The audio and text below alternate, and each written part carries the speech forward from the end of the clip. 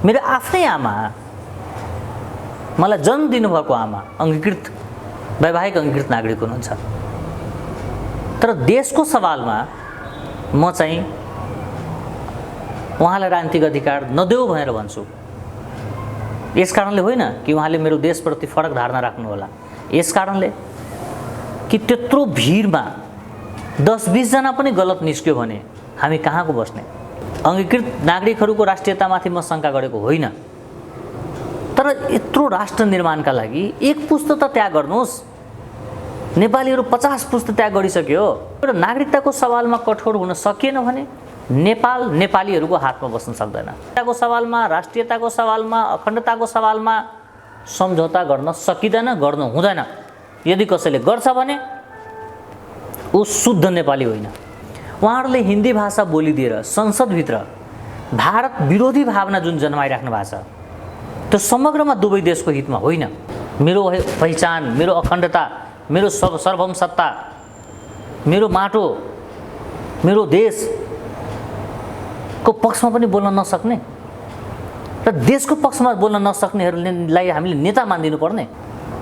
मातृभूमिको माथि असर पर्दा यदि कसैलाई बिजेको छैन भने ढुक्क हुनुहोस्, त्यो नेपाली होइन। भनेपछि अङ्गीकृत नागरिकताधारीहरूमा देशको माया चाहिँ हुँदो रहेनछ। त्यसपछि अब यसरी वंश जतिको त हुनै सक्दैन। राजनीतिक विश्लेषक डाक्टर राजेश सिकिराज हामीसँग हुनुहुन्छ। विशेष गरी मधेस मामिलामा अत्यन्तै नजिकबाट गहिरोसँग विश्लेषण र त्यसमा अध्ययन गर्नुभएको छ। डाक्टर साहब, यहाँलाई स्वागत छ। धन्यवाद, नमस्कार। अब केही विषयहरूमा यहाँसँग गम्भीर संवाद गर्नुपर्ने अवस्था छ। जसपाको अन्तिम दिन आएर भए पनि एकता प्रक्रिया उहाँहरूले टुङ्ग्याउनु भयो। यो स्वाभाविक थियो कि के थियो? यस पछाडिका परिणामहरू के हुन सक्छन्? अलिकति त्यहाँबाट सुरु गरौँ डाक्टर साहब। यो एकीकरण आफैमा सुखद कुरा हो। उहाँहरूले जसरी एकीकरण गर्दै जानुभयो, पहिला मधेस केन्द्रित दलहरू दर्जनका हिसाबमा थिए, बिस्तारै बिस्तारै एकीकृत हुँदै गए। तर उहाँहरूको एकीकरणमा 3टा पक्ष सुधार गर्नुपर्ने देखियो, बाँकी बस्यो। त्यो के भने उहाँहरू 63-64 देखि मधेसको राजनीति गर्दै आउनुभएको र मधेसको सवालमा 30 वटा जति सम्झौताहरू भइसकेको र त्यो सम्झौता गर्ने क्रममा उहाँहरूले 73 पटक मधेसीवादी दलबाट, मधेस केन्द्रित दलबाट उहाँ चाहिँ सरकारमा गइसकेका अधिकांश पात्रहरू।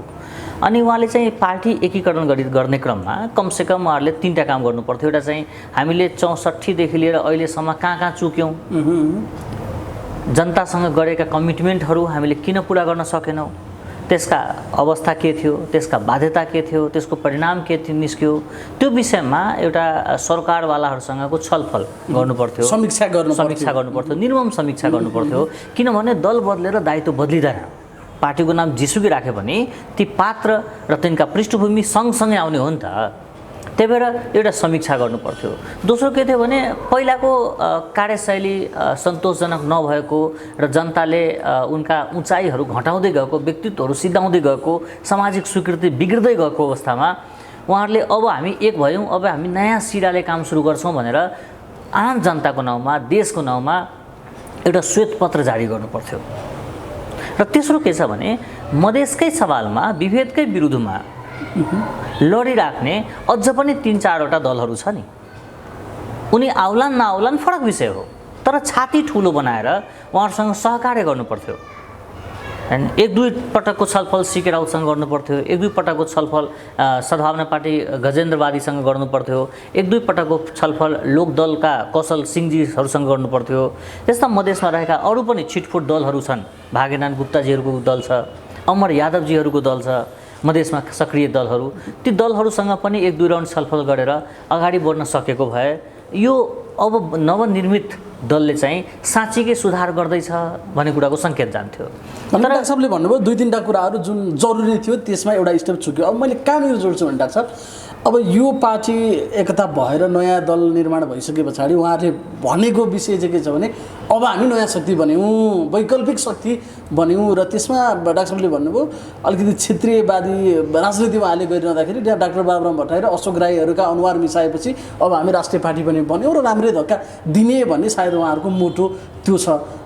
पुग्न सक्छ त्यो गोरेटो तय गर्यो त जसपाले के गाह्रो छ आफूले आफूलाई केही कुरा भन्नु एउटा कुरा हो तर त्यो विषयसँगै त्यो नेताको पृष्ठभूमि उनका कार्यशैली यसअघिका चरित्रहरू र उनले दिएका जुन डेलिभरीहरू छ त्यो सबैको सम्मिश्रण हुन्छ मुद्दा मात्रै पवित्र भएर भएन मुद्दा उठान गर्ने व्यक्तिको चरित्र कस्तो छ उनका पृष्ठभूमि कस्तो छ त्यसले पनि अर्थ राख्छ तर उहाँहरूले जसरी बाहिर आइराख्नु भएको छ कि हामी वैकल्पिक शक्ति भयौँ भनिराख्दा त्यो जनताले पत्याइ हाल्नुपर्ने अवस्था चाहिँ रहेन किन रहेन भने हामी विभेदका विरुद्ध सङ्गठित छौँ राज्यमा भइराख्ने सबै खालका विभेदका विरुद्धमा छौँ भन्नेहरू त्यो विभेदित समुदाय वा त्यो वर्गको नेतृत्व स्वीकारेन नि यो राजपामा त जनता समाजवादी पार्टीको उपल्लो 5वटा टाउकोमा एकजना महिला नअटिनु के विभेद विरुद्धको अन्याय हो त के सुरुवात हो त होइन नि त्यो विभेदको सुरुवात हो त्यो यदि उहाँहरू साँच्चीकै परिवर्तनकारी साँच्चीकै तपाईँको यो देशलाई साझा बनाउन खोजेको भए जनता समाजवादी पार्टीको उपल्ला 20जना 25जना दलित जनजाति महिला मधेसी पछाडि पडिएका क्षेत्रका मान्छेहरू बाहिर आउनु पर्थ्यो उहाँहरूले नेतृत्व दिनु पर्थ्यो र अहिले देखिएका नेतृत्वहरू सल्लाहकारमा बसेर सहयोगीको रूपमा बसेर अभिभावकको रूपमा बसेर त्यो नयाँ आवरण नयाँ पुस्ता नयाँ मौका नयाँ नयाँ विचार पछाडि मधेसका जनताहरू यसबाट आशावादी छैनन् यसले पार लाउन सक्छ या साँच्चै हाम्रो मुद्दालाई यसले बोकेर हिँड्न सक्छ भनेर आशा गर्ने ठाउँ यो पार्टीबाट छैन पार्टीले नै भनिसक्यो यिनकै पार्टीको घोषणापत्रमा मधेसवाद भन्ने शब्द छैन यिनकै पार्टीमा मधेस राजनीति गर्दै आएका सद्भावना स्कुलिङबाट आएका फोरमका स्कुलिङहरूबाट आएका मान्छेहरू भन्दा पूर्व काङ्ग्रेसी पूर्व एमाले पूर्व माओवादीहरूको वर्चस्व भयो अर्थात् रैथाने मधेसवादी कित्ताका मान्छेहरू सद्भावना स्कुलिङका मान्छेहरूलाई होइन यो संरचनामा त देखिएन भनेपछि हामी वैकल्पिक शक्ति हौँ भन्ने हामी विभेदका विरुद्ध सङ्गठित भएको भन्ने तर आफ्नै संरचनामा विभेदहरू देखिने तर मैले पहिलो उदाहरण यहाँलाई के भने उहाँको 5वटा शीर्षस्थ नेतामा एकजना महिलाको अनुहार नहुनु विभेदको सुरुवात हो विभेद विरुद्धको सङ्घर्षको सुरुवात होइन यो तर उनका प्रस्तुति उनका संरचनाले चाहिँ तत्कालै जनताले पत्याइ हाल्नुपर्ने स्थिति हुँदैन त्यो सँगसँगै फेरि के पनि हो भने हिजो गलत थियो भने भोलि पनि गलतै हुन्छ भने होइन तर शङ्काको सुविधा विगतका गतिविधिले छ होइन डाक्टर साहब सो डाक्टर साहबले भन्नुभयो 73 पटक मन्त्रालय सम्हालिसके विभिन्न व्यक्तिहरू अन्डर दोहोऱ्याइ तेह्रै चौराइ पचराइसम्म मान्छेहरू गए होला तर मधेस जे चाहन्थ्यो आजसम्म त मधेसी जनताहरू हामी मधेसका दल हौँ मधेसवादी दल हौँ मधेसका ठेकदार हौँ भन्नेबाट नै सबैभन्दा बढी झुकिएको कुरा साँचो हो नि होइन डाक्टर साहब कि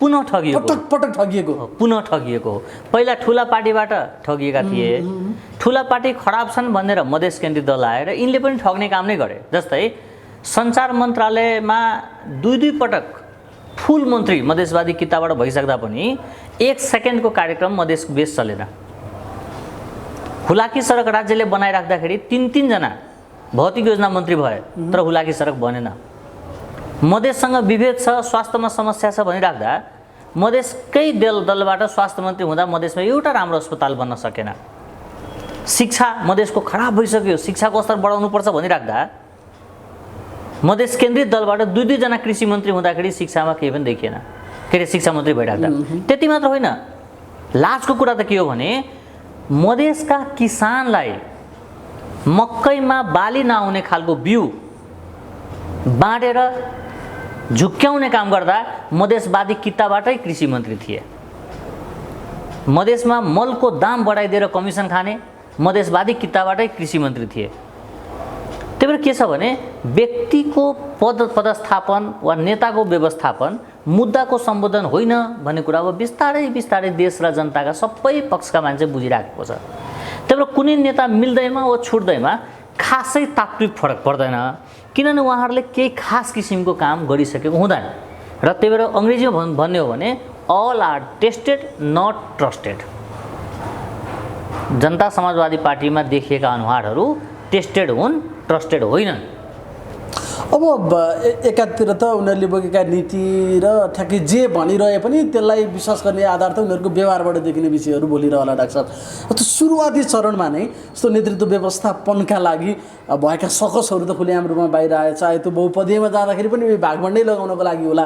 र त्यसमा पनि डाक्टर बाबुराम भट्टराईलाई सुरुमा सङ्घीय परिषदको अध्यक्ष, फेरि टिपिक्स लाएर चौथो नम्बरको वरियता लगायतका जे विषयहरू आउँछ यसले के सङ्केत गर्छ डाक्टर साहब? त्यसले दुईवटा कुराको देखाउँछ। एउटा कुरा के हो भने पार्टी निवेदन दर्ताको अन्तिम समयसम्म यिनीहरूको बिचमा वैचारिक एकता थिएन भन्ने कुराको देखाउँछ। पहिलो कुरा, किनभने एक रातमा पार्टी एकता घोषणा गर्न सक्ने तर औपचारिकता पुरा गर्नलाई त 45औँ दिन पनि अन्तिम आवरमा जानुपर्ने, टिपिक्स लाउनु पर्ने भनेको के हो भने वैचारिक बेमेलको प्रमाण हो त्यो।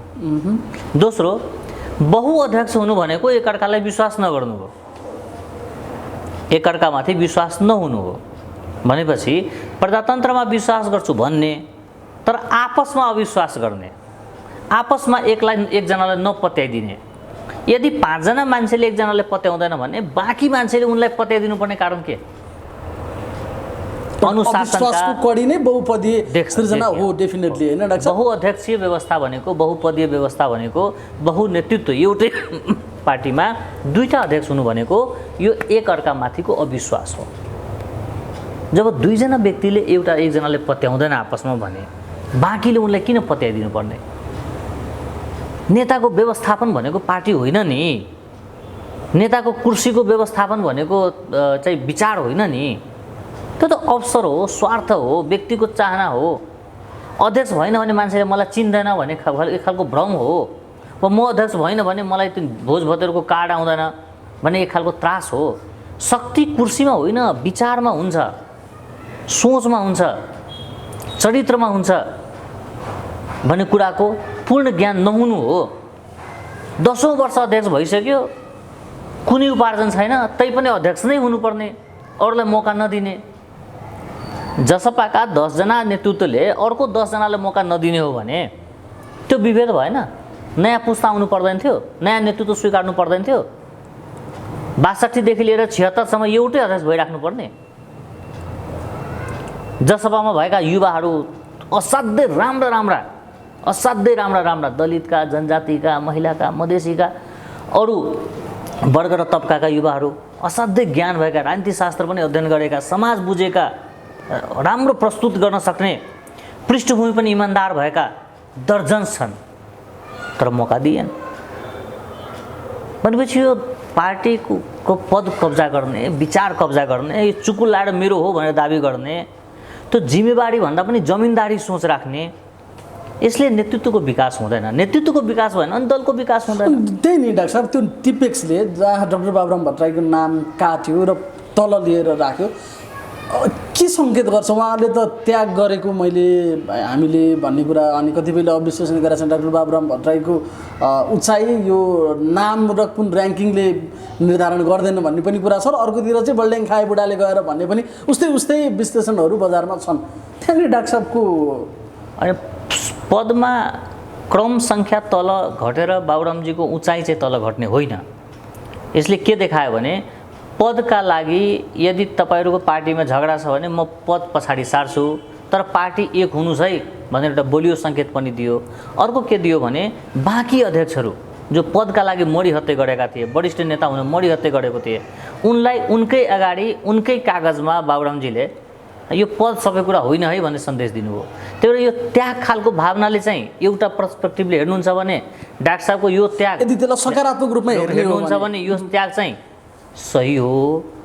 यदि अर्को पक्षले हेर्नुहुन्छ भने पार्टी दर्ता गरेर निवेदन दिने बेलामासम्म एकता थिएन, त्यहाँ झमेला थियो, को कहाँ बस्ने भएर आपसमै यिनीहरूको झगडा भइराखेको थियो, अनि लास्टमा गएर जसरी पनि दर्ता गर्नुपर्ने बाध्यात्मक स्थिति भएकोले मेरो नाम जहाँ राख्दै पनि हुन्छ भन्ने खालको त्यो तल सारिएको हो।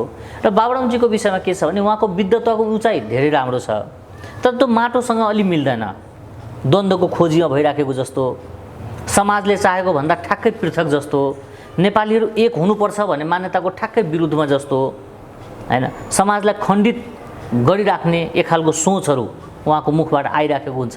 त्यसले गर्दा के भयो भने ज्ञान भएका र ठेकान नभएका व्यक्तिको रूपमा, अस्थिर व्यक्तिको रूपमा, हैन, चलायमान हर समय त्यो पार्टी परिवर्तन गरिराख्नुपर्छ, हर समय तपाईँको त्यो दलहरू परिवर्तन, लुगा फेरे जस्तो दल परिवर्तन गरिराख्ने विचार 2-3 वर्ष 2-4 वर्षकै पिरियडका उहाँको गतिविधि हेर्ने हो भने कतितिर बल्याङ खाँदै यहाँसम्म आउनुभयो भन्ने हुन्छ। अब जसपाभित्र डाक्टर बाबुराम भट्टराईको उपस्थितिले पार्न सक्ने प्रभावहरू के छ? त्यसले एउटा राष्ट्रिय दलको आकार लिने, त्यो ढङ्गले मान्छेले एक्सेप्ट गर्ने अवस्था बन्छ कि उनी पनि त्यही भित्रको संकुचनमा रहने, या अरू केही डिजाइन अन्तर्गत ल्याएका हुन्, या त्यहाँ पनि भाडबैलो गरेर निक्लिन सक्ने अवस्था के हुन सक्ला त डाक्टर साहब? यसले पार्न सक्ने मलाई आफूलाई के लाग्छ भने 17,000 नेपालीको लासले न्याय नपाउन्जेल माओवादीबाट आएका नेताहरू पदमा त रहला तर जनताको मनमा रहन सक्दैन।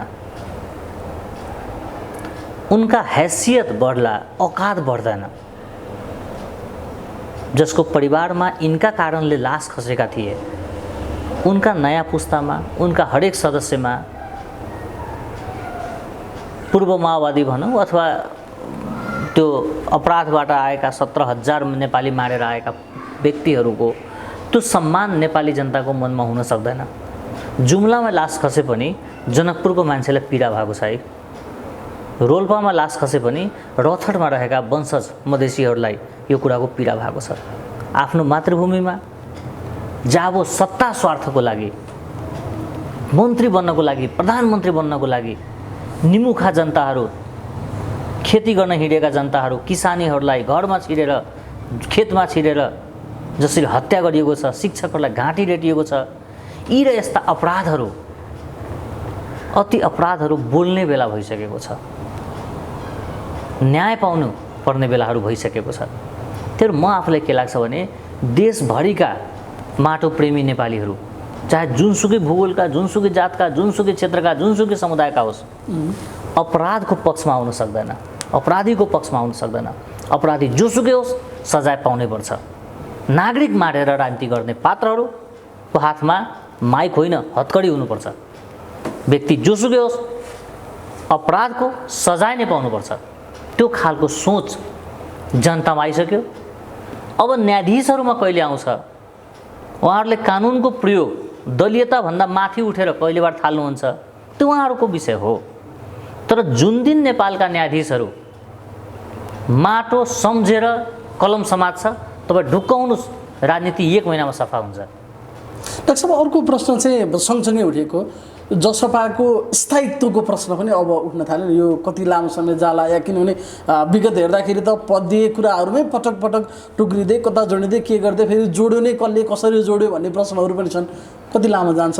नेपालमा 150 वटा भन्दा बढी राजनीतिक दल छ, तर मान्छेले जम्मा 5-6 वटाको चर्चा गर्छन्। जुन दलले समाजलाई सिँचाइ गर्न सक्दैन, जुन दलको प्रभाव देशको हितमा हुँदैन, जसले आम नेपालीको विषयमा सकारात्मक चिन्तन लिँदैन, त्यो दलको विषयमा अरू पक्षले पनि चिन्ता लिँदैन।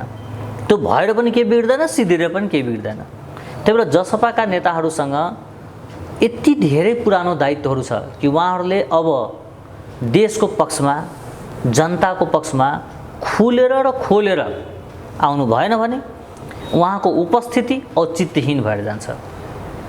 अझै स्पष्ट डाक्टर साहबसम्म मैले जान्न चाहेको चाहिँ बाबुराम भट्टराईको त्यहाँभित्रको उपस्थितिले त्यो शक्तिलाई बलियो बनाउँछ कि अझै क्षयीकरणतिर लान सक्ने सम्भावना पनि जीवित छ डाक्टर साहब त्यहाँनिर चाहिँ? अब यिनीसँग खास किसिमको उल्लेख्य शक्ति छैन, किनभने मधेस पहिला एउटा आधार थियो। अब जसपासँग मधेस पनि आधार रहेन। जसपाले चाहिँ मधेसको प्रतिनिधित्व गर्दैन, जसपाले जसपाको मात्रै प्रतिनिधित्व गर्छ, मधेसी जनताको गर्दैन। किनभने प्रतिनिधि अब जसपा रहेन, पहिला पनि थिएन, पहिला पनि निर्वाचन पनि रहेन हैन त? तपाईँ निर्वाचनको तथ्याङ्क हेर्नुहुन्छ भने मधेसबाट के अरे राजपालले 16 सिट पाएको, के अरे 10, राजपालले 11 र फोरमले 10 पाएको, त्यही ठाउँमा एमाले 21 पाएको छ, त्यही मधेसबाट। माओवादीले 22 कति पाएको छ, काङ्ग्रेसले 16 कति पाएको छ। मधेसले त सबैलाई मत दिएको छ। मधेस सबैको साझा हो। सिङ्गो मधेस यसैको हो भन्नु पनि भ्रम हो। मधेस सबैको हो। नेपालको 77 जिल्ला हरेक नेपाली नागरिकको लागि साझा भूमि हो। यो जिल्ला फलानुको हो भनेर छुट्याइएको छैन। र जसपाले दिएका दस्तावेजहरू, मोहन ठाकुरजीले, राजेन्द्र महतोजीले, उपेन्द्र यादवजीले दिएका दस्तावेजहरू ती जसपाका दस्तावेज हुन्, मधेसका होइनन्। यो भ्रमबाट हामी जति चाँडो मुक्त हुन सक्यौँ त्यति चाँडै मधेसलाई न्याय दिलाउन सकिन्छ। अब अलिकति विषय अन्तर गर्छु डाक्टर साहब, खास गरी यहाँले यो अङ्गीकृत नागरिकताका विषयमा दिनुभएका अभिव्यक्तिहरू अहिले आम रूपमा चर्चाको विषय बनिरहेछ। अब त्यसलाई चाहिँ यस्तो विभिन्न खालका क्रिया प्रतिक्रियाहरू पनि आइरहेको छ। साँच्चीकै डाक्टर साहबले भन्नुभएको रहेछ कि यदि वंशजका नागरिकहरूले मधेस आन्दोलनको नेतृत्व गरेको भए अहिले हामी अर्कै ठाउँमा पुग्थ्यौँ भने के भइरहेको हो यो खासमा डाक्टर साहबलाई कहाँनिर त्यो मनमा त्यो बिज्यो? हुन त पहिल्यैदेखि यस्ता खालका कुराहरू गरिरहनु भएको छ। समस्याको जड नै त्यही हो डाक्टर साहब ठ्याक्कै। जहाँ जहाँ सीमा क्षेत्रमा मधेसीहरूको उपस्थिति छ त्यहाँ सीमा विवाद छैन। यसको अर्थ के हो भने मधेसका नेपालीहरू आफ्नो माटोलाई, आफ्नो अखण्डतालाई, आफ्नो सार्वभौम सत्तालाई, सिङ्गो नेपाललाई छातीमा लिएर हिँडेको छ। तपाईँ हेर्नुभयो भने मधेसी समुदायको बसोबास रहेको ठाउँमा सीमा विवाद आएको छैन। जब मधेस केन्द्रित नेताहरू जसले आफूलाई मधेसको प्रतिनिधित्व गर्छु भनेर दाबी गर्यो र उनले कालापानीको विषयमा मौन बस्यो, त्यो कुराले मलाई पीडा दियो। किनभने यो नक्सा जो नेपाल सरकारले ल्याउन खोजेको छ, यो नक्सा भनेको नेपाल कम्युनिस्ट पार्टीको नक्सा होइन, नेपाल सरकारको नक्सा होइन, केपी ओलीजीको नक्सा होइन, नेपालको नक्सा हो, देशको नक्सा हो। विमति होला, नेपाल कम्युनिस्ट पार्टीसँग विमति होला, विमति होला केपी ओलीजीसँग उहाँको विमति होला, विमति होला राजशैरासँग विमति होला, तर देशसँग विमति हुनु भएन। राष्ट्रियताको सवालमा विपक्ष प्रतिपक्ष हुँदैन, पक्ष मात्र हुन्छ। जुन दिनदेखि जुन जुन दल राष्ट्रिय नक्साको विरुद्धमा गए आम नेपाली सोच्न बाध्य भयो के भइराखेको छ मेरो मुलुकमा, मेरो पहिचान, मेरो अखण्डता, मेरो सार्वभौम सत्ता, मेरो माटो, मेरो देशको पक्षमा पनि बोल्न नसक्ने र देशको पक्षमा बोल्न नसक्नेहरूलाई हामीले नेता मानिदिनु पर्ने। यहाँनिर डाक्टर साहबलाई बिज्यो, मलाई मात्र होइन होइन मतलब आम रूपमा त सबैलाई बिजेकै हो। नेपालीत्वको भावना बोकेका हरेक नेपालीलाई बिजेको छ। बोल्न सक्नु, बोल्न पाउनु फरक कुरा हो, तर आम नेपालीलाई बुझेको छ, त्यो हरेक नेपालीलाई बुझेको छ जसको रगतमा नेपाली आमाको के अरे जसको शरीरमा नेपाली आमाको रगत बगेको छ, हरेक नेपालीलाई बुझेको छ। चाहे त्यो नेपाली दुबईमा बसेको होस्, चाहे त्यो इन्डियामा बसेको होस्, चाहे त्यो अमेरिकामा बसेको होस्। मातृभूमिको माथि असर पर्दा यदि कसैलाई बिजेको छैन भने ढुक्क हुनुस्, त्यो नेपाली होइन। नागरिकता र देशभक्ति एउटा मुलुकको लागि भएन भने त्यसको जीवन अपमानित मात्र होइन, पीडादायी हुँदै जान्छ। हामी विश्वभरिको मानवलाई आदर गर्छौँ, हरेक नागरिकलाई, हरेक देशलाई सम्मान गर्छौँ, हामी दुवै छिमेकीलाई सम्मान गर्छौँ, तर नेपालको मातृभूमि त मेरो प्रिय हो, म नेपाली हो भन्ने कुरा बाँकीले पनि स्वीकार दिनु पर्यो। अरू विवादहरू त आन्तरिक विवादहरू हुन्, त्यसलाई आन्तरिक रूपमा संविधानभित्र 50वटा कुरा संशोधन गर्न सकेला हो। म सहमत। प्रधान विषय त फेरि देश हो, देशको सवालमा भनेको जो मान्छे देशलाई अप्ठ्यारो पर्दाखेरि बोल्न सक्दैन भने त्यो नेपाली होइन, हैन डाक्टर साहब? त्यो आम जनताले भन्ने कुरा हो। त्यो देशलाई काम नलाग्ने दुई खुट्टे यन्त्रहरू हामीलाई काम छैन। भनेपछि अङ्गीकृत नागरिकताधारीहरूमा देशको माया चाहिँ हुँदो रहेनछ। त्यसपछि अब यसरी वंश जतिको त हुनै सक्दैन, सम्भवै छैन। थुप्रै नेपाली वंशजहरू जसलाई खानलाई नहोला, नागरिकता पनि नहोला, बस्न ओडार पनि नहोला, तर मातृभूमिप्रतिको प्रेम त छ नि। मैले अङ्गीकृत साथीहरूलाई नेपालको सबै अधिकार देऊ, राजनीतिक अधिकार नदेऊ भनेको कारण के हो भने हाम्रा दुवैतिरका छिमेकीहरू विशाल विशाल छन्।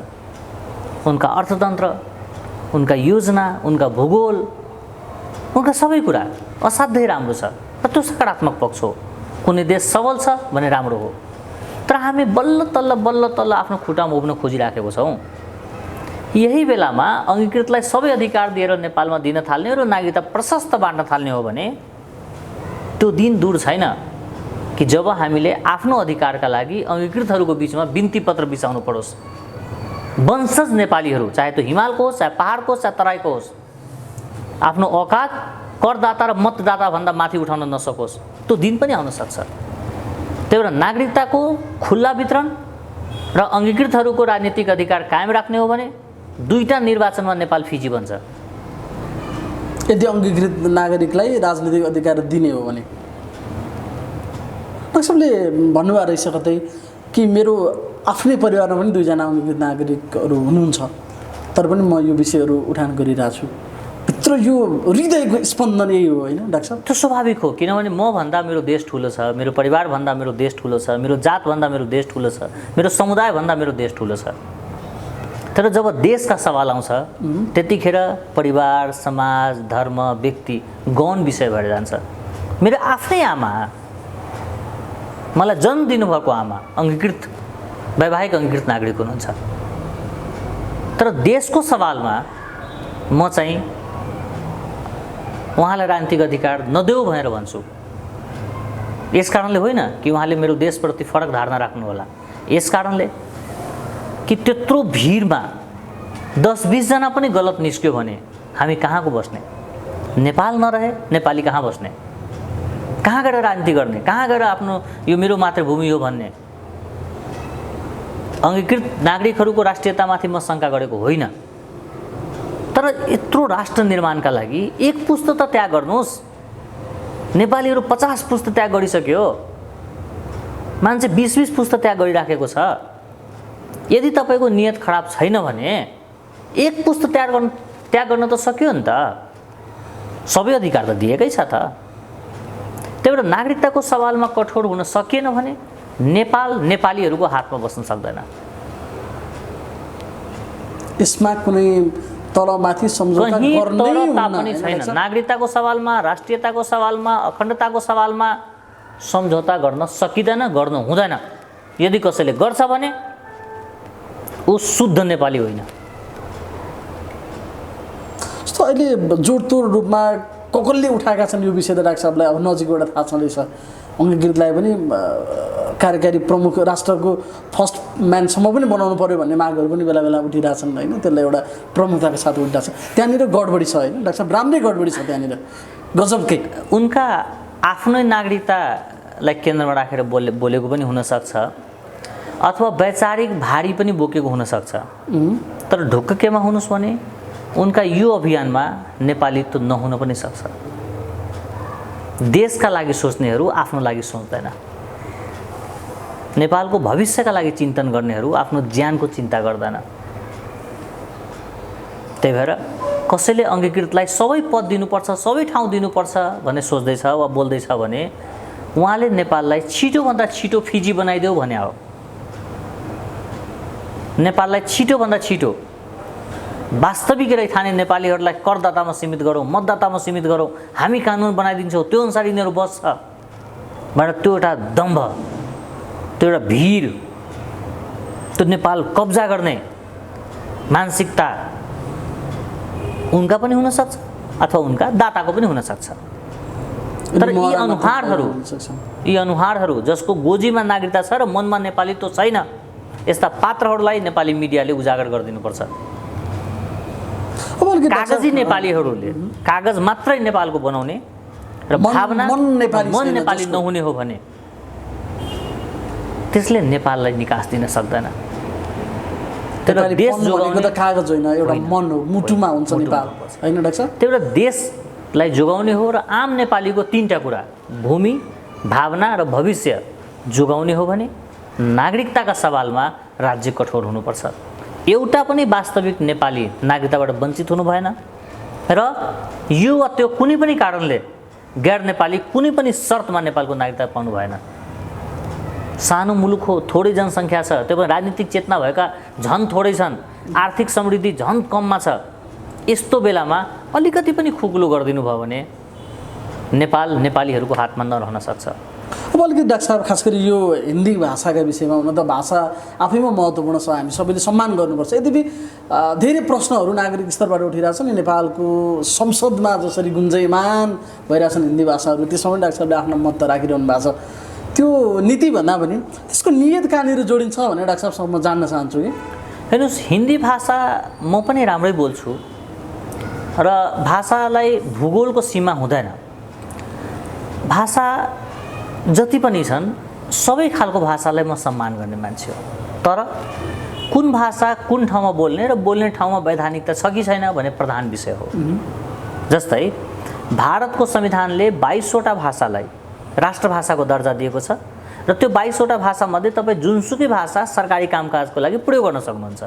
त्यो भारतभरि नेपाली बोल्ने व्यक्तिहरू पनि छन्, दार्जिलिङ सिक्किमतिर पनि छ, र भारतभित्रै हिन्दी भाषा नबोल्ने प्रदेशहरू पनि छ, परिवार त टन्नै छ हिन्दी भाषै नबोल्ने नजानेको। भारतमै एचडी देवगौडा जब प्रधानमन्त्री भए अनि बल्ल उनले हिन्दी सिक्न थाले, बोल्न होइन सिक्न थाले एचडी देवगौडाज्यू। त्यो भाषा र भावना फरक कुरा हो। संसदभित्र हिन्दी बोल्ने व्यवस्था संविधानले दिएको छ कि छैन पहिला मान्यजीले पढ्नु पर्यो। र मेरो बुझाइ के हो भने नेपालको संविधानको 7को 1ले राष्ट्रभाषाको व्याख्या गरेको छ र प्रष्ट भनेको छ कि सरकारी कामकाजको भाषा देवनागरीमा लेखिने नेपाली भाषा हो। त्यो संसदभित्र हिन्दी बोल्ने कसैको चाहना छ भने पहिला संविधान संशोधन गर्नु पर्यो, संविधानमा लेखाउनु पर्यो कि म यो भाषा बोल्न सक्छ, संविधानले स्वीकार गर्नु पर्यो, त्यसपछि हिन्दी बोल्दा पो। अब रहेको तर्क के छ भने कतिपय कि शपथ ग्रहण हामीले हिन्दीमा गऱ्यौँ, हिन्दी किन बोल्न नपाउने? त्यस्तो हो भने त 64 सालमा त 82 जना जनताले निर्वाचितै नगरेका नेताका खल्तीबाट निस्केका नामहरू संसदभित्र छिरे। ती जनप्रतिनिधि त थिएन। उनले संविधान सभाको विषयमा छलफल गरे। के फेरि 84 जना छिराउने हो त? म सानो हुँदा हाफ प्यान्ट लाएर घुम्थेँ, अहिले संसदमा फेरि म हाफ प्यान्ट लाएर जाने हो त?